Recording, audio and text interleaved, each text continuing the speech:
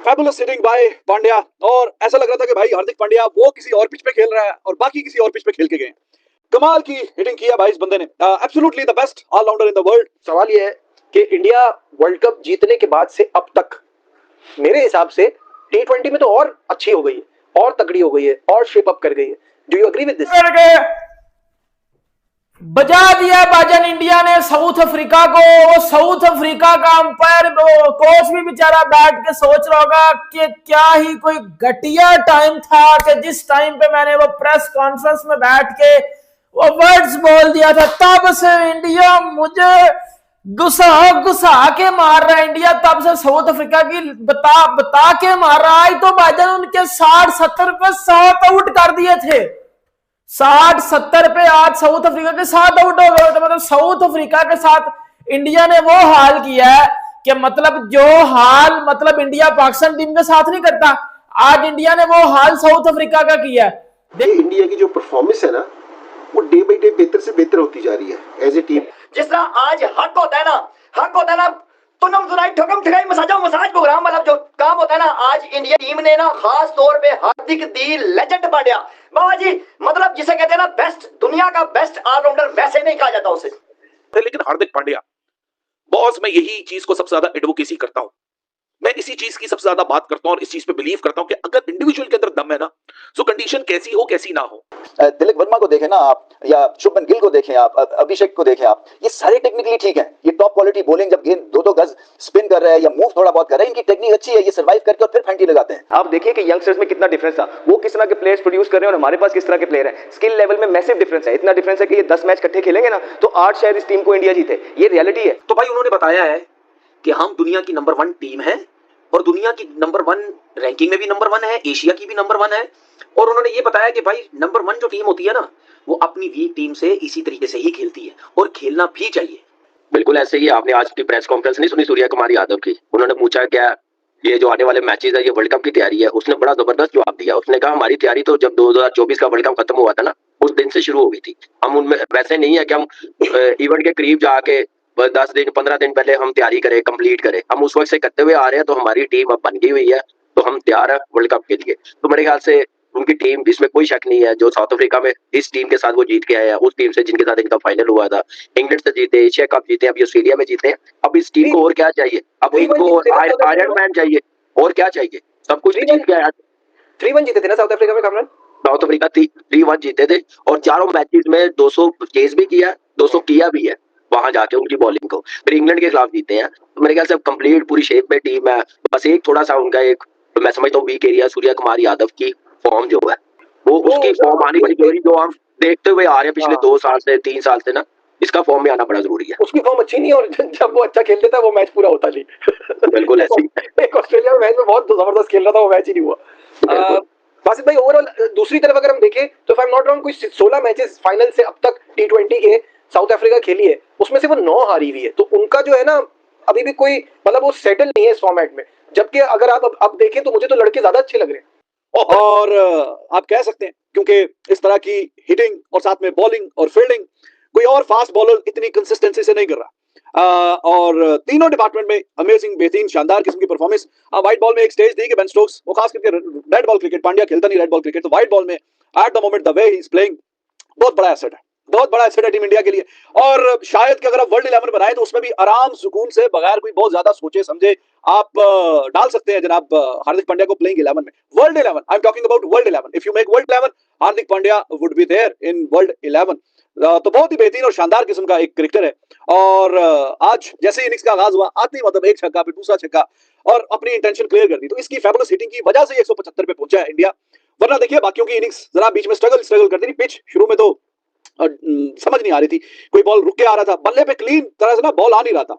लेकिन बाकी जितने भी खेल के गए हैं, जिन्होंने 20 किया, 25 किया, 16, 18 व्हाटएवर, लेकिन अगर किसी एक बंदे की क्लीन हिटिंग, वो ऐसे ही लग रहा था, वो कम्युनिटी वाला भी यही कह रहा था कि लगता है कि भाई ये तो किसी और ही पिच पे खेल रहा है, किसी और ही मिजाज में खेल रहा है। तो इतनी क्लीन हिटिंग करके गया पांड्या। और आखिरी 2 ओवर में 6 रन आ गए। एक ओवर में सेकंड लास्ट में सिपामला साहब का सैंपल बनाया, हालांकि 3 ओवर में उसने 20 रन दिए थे। जो चौथा ओवर था उसमें 18 रन और पांड्या के सामने आ गया, फिर एक जतेश भी छक्का लगा गया। और आखिरी ओवर में भी चलो 12 रन आए, ठीक है, अच्छा। तो 175 पे पहुंचा इंडिया, और जिसमें ऑब्वियसली 28 बॉल 59 रन, 210 का स्ट्राइक रेट, 4 छक्के 6 चौके। तो इंडिया को हार्दिक पांड्या की इनिंग्स की बहुत ज्यादा जरूरत थी। वो रजीब एक्सपेरिमेंट कर रहे हैं ना, वो अपने नए नए लड़कों को खिला रहे हैं। इंडिया से ज्यादा उन्होंने चांसेस दिए अपने लड़कों को, चाहे वो पाकिस्तान की सीरीज हो चाहे दूसरी सीरीज हो, तो वो एक्सपेरिमेंट कर रहे हैं। उन्होंने सब लड़कों को जांच लिया है कि किसमें कितना दम है, स्पेशली बंक कबाब के लिए बोल रहा हूँ। तो बर्गर जिस तरह आया है, एक मफाका वो नजर नहीं आ रहा है, वो मेरा पता नहीं टीम वो अनफिट हो गया, इस सीरीज में भी अनफिट हो गया, पाकिस्तान के खिलाफ भी अनफिट था। अच्छा, तो वो उसमें भी दम है, अंडर 19 का बच्चा है वो भी। तो वो एक्सपेरिमेंट कर रहे हैं, उनके लिए हार जीत मैटर नहीं करती है, उनके लिए उनका जो टारगेट है वो वर्ल्ड कप का है। अभी जैसे कामी ने बात करी सूर्य कुमार यादव की कि 2024 से ही हमारा प्लान शुरू हो गया था, मैं इस चीज को नहीं मानता, क्योंकि विराट और रोहित ने रिटायरमेंट ली थी ना, जब तो टीम सेटल ही नहीं थी, कहां से प्लानिंग शुरू हो गई थी? बोलना बहुत आसान है, बोलना। उन्होंने कहा ना 2024 का जब हम वर्ल्ड कप जीते थे, जब से हमारी तैयारी 2 साल की शुरू हो गई थी। हाउ कम, कैसे? सही बात है, तो एकदम से वर्ल्ड कप के बाद छोड़ के गए हैं, उनकी जगह जिसको दिया है, तैयारी इसी को कहते हैं और किसको कहते हैं? खाली थे उनको अल्लाह के बंदो, अल्लाह के बंदे, मेरी बात पूरी हो जाया करे ना, फिर बीच में बोला नहीं कि आपने पोस्ट दिया था, वो जीत रहे हैं, वो जीत रहे हैं। जब हारते ना फिर मैं पूछता तैयारी, आप हारने वाली टीम से पूछो ना क्या तैयारी करी आपने, वो तो जीत रहे हैं। बिल्कुल, वो जीत रहे हैं तो तैयारी है ना, इसी को कहते हैं तैयारी। कामी साहब, जीतने पे तैयारी होती है, तो और क्या होता है बासत भाई? अरे नहीं वो जीते हैं। अब मैं एक बात बोल लूं, एक बात मुझे बताएं, तो वो तैयारी के लिए हारना शुरू कर दें क्या? मतलब आप जीत रहे हैं तो जीत रहे हैं। अल्लाह अकबर, अल्लाह अकबर। आप लोग, मतलब मैं ये कह रहा हूं वो हारे नहीं, मेरा कहने का मतलब है वो जीत रहे हैं बिकॉज वो इस टीम के साथ भी बाकी टीमों से बेहतर ही है ना अभी राइट नाउ। नजीब भाई, आईसीसी इवेंट जो होता है ना वो बिल्कुल डिफरेंट होता है। 100%। इंडिया को सिर्फ एक एडवांटेज होगा कि वो आईसीसी का जो इवेंट हो रहा है ना, वो अपने घर में खेलना है। हाँ, वो श्रीलंका में नहीं खेलेंगे, सिर्फ हमारे मैच खेलेंगे। पाकिस्तान के बाकी मैचेस वो इंडिया में खेलेंगे। यही टूर्नामेंट कहीं ऑस्ट्रेलिया या साउथ अफ्रीका में होता ना, फिर सब आवाज आ रही होती तैयारी है या नहीं है, तैयारी है या नहीं है। लेकिन बासत भाई, जो भी है, इंग्लैंड भी तो इनके मुल्क में आके खेली थी ना, अपने घर से जीते थे, इंग्लैंड की पूरी टीम थी, उनसे जीते थे, इसी टीम के साथ जीते थे। आप जो तैयारी की बात है, देखे विराट कोहली, शामी, बुमराह, उनको वो इंडिया का बड़ा कोलैप्स हो गया, ना अभिषेक शर्मा कुछ कर सके, ना शुभमन गिल कुछ कर सके, ना सूर्य कुमार यादव कुछ कर सके। तिलक वर्मा, अक्षर पटेल ने हल्का हल्का स्टार्ट जरूर दिया, लेकिन जब मस्ट नीडेड रन्स करने थे, जहां पर मस्ट नीडेड छक्के मारने थे, वहां पर नंबर 1 ऑलराउंडर हार्दिक पांड्या आए और 28 बॉलों पे 59 रन की इनिंग्स, 210 का स्ट्राइक रेट, आप कह लें कि 4 छक्के 6 चौके, कमाल किस्म का एक टारगेट सेट कर दिया। और फिर बॉलिंग में इंडिया ने साउथ अफ्रीका को खड़ा ही नहीं होने दिया है। क्या हुआ दाऊद साहब? ये देखिए, अनबिलीवेबल है। आई डोंट थिंक सो कि किसी ने सोचा होगा, जब ठीक है हार्दिक पांड्या का वो एक फायर स्टॉर्म हमें देखने को जरूर मिला, लेकिन सोचा नहीं था कि 74 पर साउथ अफ्रीका ऑल आउट हो जाएगा, क्योंकि 176 का जब टारगेट था तो ऐसा लग रहा था कि साउथ अफ्रीका कुछ ना कुछ तो यहां पे करके दिखाएगा, कुछ मजाइमत तो करेगा। और ऐसा नहीं है कि आप बोलो कि इंडिया के किसी एक बॉलर ने कुछ बहुत खास करके दिखा दिया हो, या आप बोलो कि एक बॉलर ने कुछ तबाहकुन गेंदबाजी कर दियो। यानी कि आप देखो, 2-2 विकेट सबको मिले हैं, चाहे अर्शदीप की बात की जाए, वरुण की बात की जाए, बुमराह की बात की जाए, अक्षर की बात की जाए, हार्दिक को 1 विकेट मिल गया और दुबे को भी 1 मिल गया। लेकिन 74 पर ऑल आउट हो जाना 12 ओवर्स के अंदर अंदर, देखो साउथ अफ्रीका की ये जो T20 की टीम है ये बुरी नहीं है, इसके अंदर सब कुछ आपको नजर आ रहा है। आप पूछो कि कौन नहीं है, डेविड मिलर इस टीम में खेल रहे हैं, डिवाल्ड ब्रेविस इस टीम के अंदर खेल रहे हैं, क्विंटन डिकॉक की वापसी हुई है, एडम मार्करम की एज अ कैप्टन इस टीम में वापसी हुई है। ये एक बहुत बेहतरीन टीम थी। और देखो, एक और चीज आज जो खास बात थी आज के मैच में, वर्ल्ड कप क्योंकि सर पे आपका 2026, और ये वो 2 टीमें हैं जिन्होंने वर्ल्ड कप का फिनाले खेला था, ये वो 2 टीमें हैं। और 101 रन से शिकस्त, आई थिंक ये साउथ अफ्रीका के लिए सीरियस कंसर्न है। T20 वर्ल्ड कप से 1.5-2 महीना पहले, जहां पे सारी टीम्स अपनी वर्ल्ड कप की तैयारियां कर रही हैं, और साउथ अफ्रीका अगर इंडिया से 100 रन से हार रहा है, 101 रन से, तो और देखो मैं वही बात कर रहा हूं कि फुल स्ट्रेंथ टीम है, कोई इधर उधर नहीं है, हर प्लेयर खेल रहा है, मैरिको जेनसन खेल रहा है, यही वर्ल्ड कप का इनका स्क्वाड है। 1 से 2 प्लेयर आप ऊपर नीचे कर सकते हो, अदरवाइज यही इनका स्क्वाड है। और अगर इतनी गंदे तरीके से आप खेल रहे हो और आपने वर्ल्ड कप भी इंडिया में खेलना है, फिर तो अगर साउथ अफ्रीका पूरी टीम 74 पर ऑल आउट हो गई, तो अब तो हार्दिक पांड्या की फिर आपको खुलकर तारीफ करनी चाहिए कि भाई वो अच्छा थी भी ना, साउथ अफ्रीका की फुल स्ट्रेंथ टीम खेल रही थी, डिकॉक इसमें शामिल था, एडम मार्करम इसके अंदर शामिल था, स्टब्स जो लगातार रन्स कर रहे हैं वो इसके अंदर शामिल है, ब्रेविस जिनके छक्के नहीं रुकते हैं, ग्राउंड से बाहर इनकी गेंदें चली जाती है वो शामिल है, किलर मिलर भी आ गया, क्या शानदार वो खेलता है, फरेरा, सारों को पता है कि अगर फरेरा का बल्ला चल जाए तो वो अकेला ही सारों पर काफी है। मार्को जेनसन जो कि आपको पता है कि बेहतरीन है, 2 छक्के आज फिर उसने मारे।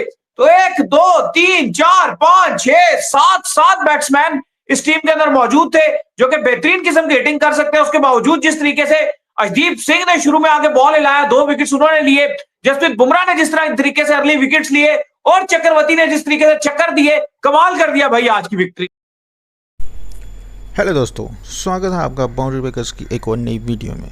दोस्तों 9 दिसंबर 2025 को कटक के बारावती स्टेडियम में खेले गए पहले टी20 मैच में भारत ने साउथ अफ्रीका को 101 रनों से हराकर सीरीज़ की धमाकेदार शुरुआत की। यह मुकाबला पूरी तरह टीम इंडिया के नाम रहा, जिसमें बल्लेबाजी से लेकर गेंदबाजी तक हर विभाग में बेहतरीन प्रदर्शन कर दर्शकों का दिल जीत लिया। भारत ने पहले बल्लेबाजी करते हुए 20 ओवर में 6 विकेट खोकर 175 रन बनाए, जो शुरुआत के झटकों के बावजूद एक मजबूत स्कोर माना गया।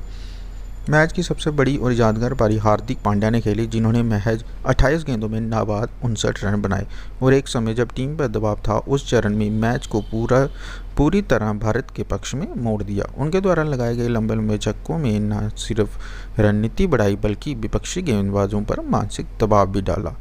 तिलक वर्मा ने महत्वपूर्ण 26 रन जोड़े और निचले क्रम पर जितेश शर्मा के तेज रन ने टीम की बढ़त को और मजबूत किया।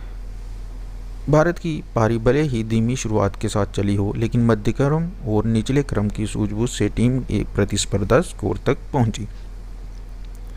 लक्ष्य का पीछा करने उतरी साउथ अफ्रीका की टीम मैच में कहीं भी टिकती हुई नजर नहीं आई। भारतीय गेंदबाजों ने शुरू से ही आक्रामक लाइन और लेंथ के साथ विरोधी बल्लेबाजों पर दबाव बनाए रखा। अर्शदीप सिंह और जसप्रीत बुमराह ने नई गेंद से ऐसी तक गेंदबाजी की कि विरोधी बल्लेबाजों के लिए रन बनाना तो दूर, क्रीज पर टिकना भी मुश्किल हो गया। दोनों ने शुरुआती झटके दी और साउथ अफ्रीका की बल्लेबाजी पूरी तरह हिल गई। इसके बाद वरुण चक्रवर्ती और अक्षर पटेल ने अपने अपने स्पिन जाल में बल्लेबाजों को उलझा लिया और लगातार विकेट चटकाए। पूरी साउथ अफ्रीका टीम 12.3 ओवर में केवल 74 रन बनाकर ऑल आउट हो गई, जो टी20 अंतर्राष्ट्रीय इतिहास में उनका सबसे कम स्कोर साबित हुआ। भारतीय फील्डिंग भी शानदार रही। हार्दिक पांड्या को उनके ऑलराउंडर प्रदर्शन के लिए मैन ऑफ द मैच चुना गया और ये पूरी तरह से वाजिब था, क्योंकि उनकी पारी में न सिर्फ मैच का रुख बदला और गेंद से भी उन्होंने महत्वपूर्ण काम किया। इस जीत ने न सिर्फ भारत को 5 मैचों की टी20 सीरीज में बढ़त दिलवाई, बल्कि टीम के आत्मविश्वास को भी नई ऊंचाइयों पर पहुंचाया। ऐसे ही मज़ेदार वीडियोस को देखने के लिए बाउंड्री ब्रेकर्स को सब्सक्राइब करें। मिलते हैं आपसे अगली वीडियो में, तब तक के लिए नमस्कार।